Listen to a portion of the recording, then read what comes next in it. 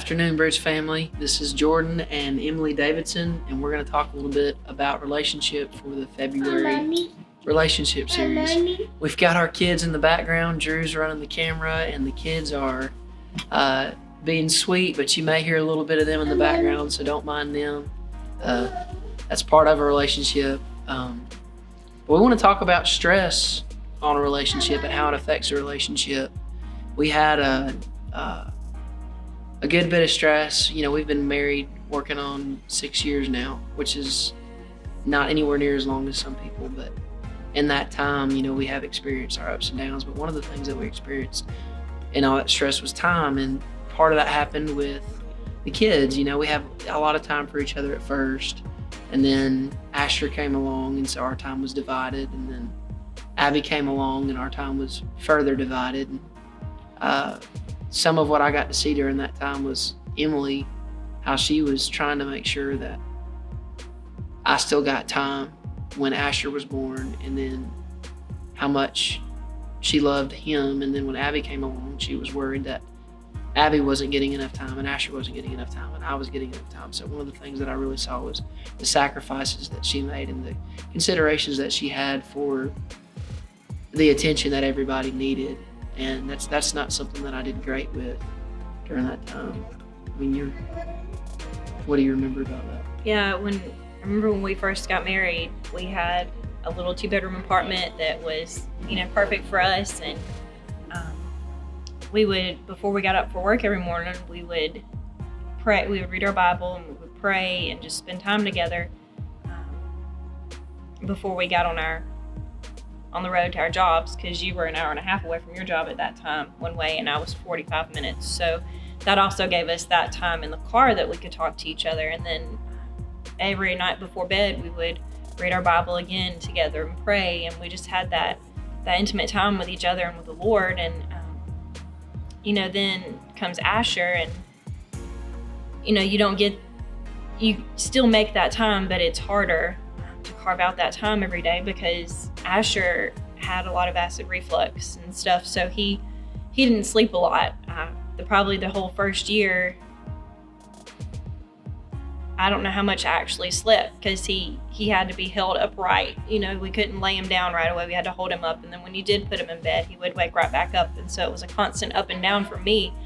And then I juggled that with no sleep, trying to go to work, and it's like something every mother does. But being a first-time mom, I didn't know what to expect, and that aspect of no sleep really got to me. And so then I'm ill sometimes, even towards Jordan, and not that I meant to be, but just that time that we got together, all of a sudden we didn't have anymore.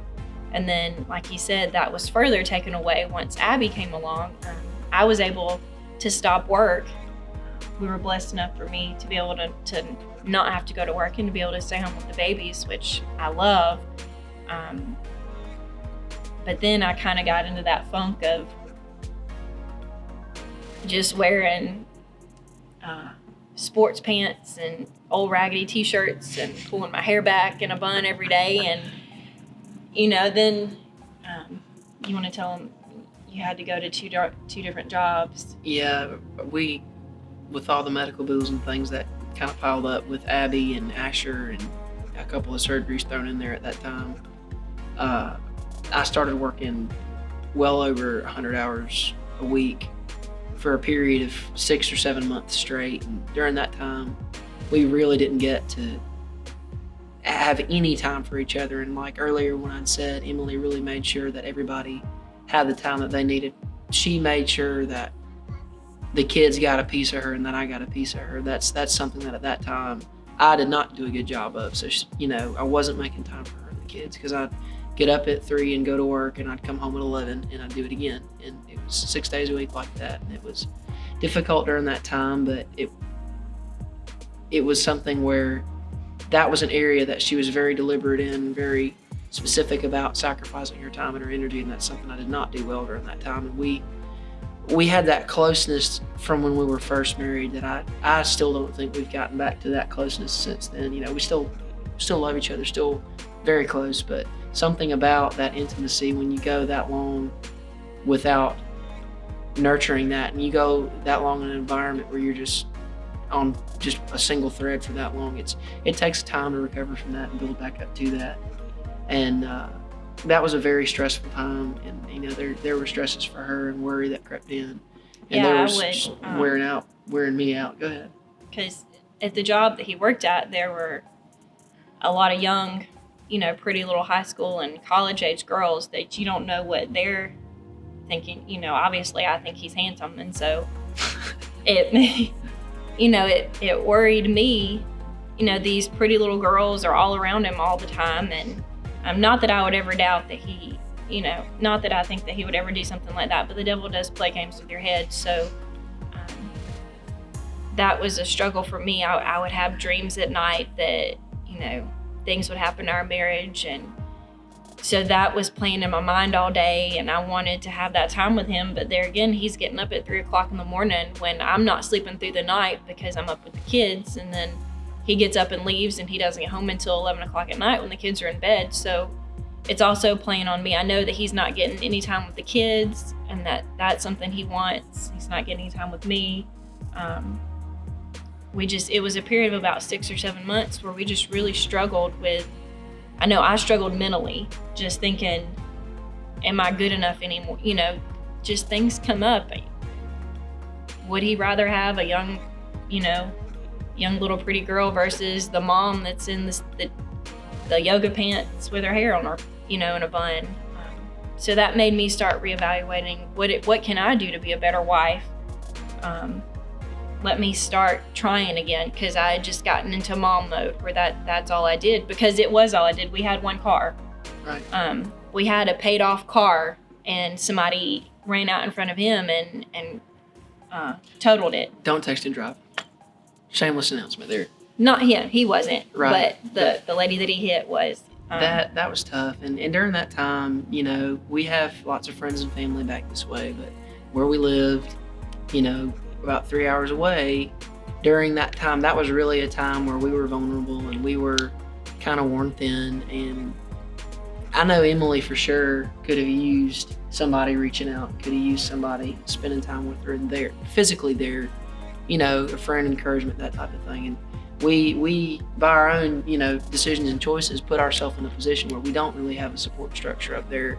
And we did have to rely on each other, and we did have to rely on God and what the Holy Spirit led us to do. And during that time, we were definitely in need of somebody, in need of friends, people to reach out. And it was such a refreshing time when we got to spend time with friends and family, even though that was very sparse. And it really opened our eyes to, you would never have known we were so stressed out if you'd seen us, because we still acted the same way. But deep down, there was that need for somebody to reach into our life and be a light. And so we try to be very sensitive to that, knowing that there are people that you'll never know they're going through something, that they could be just worn thin, about to give up. And if it weren't for God and our relationship, we probably would have, I would have quit working, or who knows what we would have done there.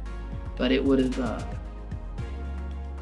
been a different result. And so that's one of those things to encourage you. If there's somebody in your life that you need to be a friend of them, and you need to reach out to them, and you need to be a light in that relationship for them, because they may really need that.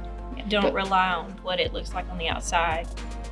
Because like he said, from the outside, we looked like we had it all together, but we were really struggling. Mm-hmm. Not that our marriage was ever on the rocks or anything. We needed time, and we needed, that friendship. So. But, God is faithful, and he's turned it all around. That period of 7 months where we had no time with the kids, God blessed me at my job, where I was able to spend 6 or 7 months where I only worked weekends. And so I got all that time back, and, only have to work the one job now. And we've been able to spend a lot more time and engage our friends and family. And, we've gotten to grow back closer and spend a lot of that time back together. And we had a car given to us. Right. So it's everything that was taken from us during that season was restored to us. But it was definitely an eye-opener for us that there are people that need somebody at all times. And so operate in kindness and just reach out to someone. It really will make a difference. Don't wait for them to need it. Don't wait for them to ask for it. Volunteer that light and that love, and you'll really make a difference in someone's life.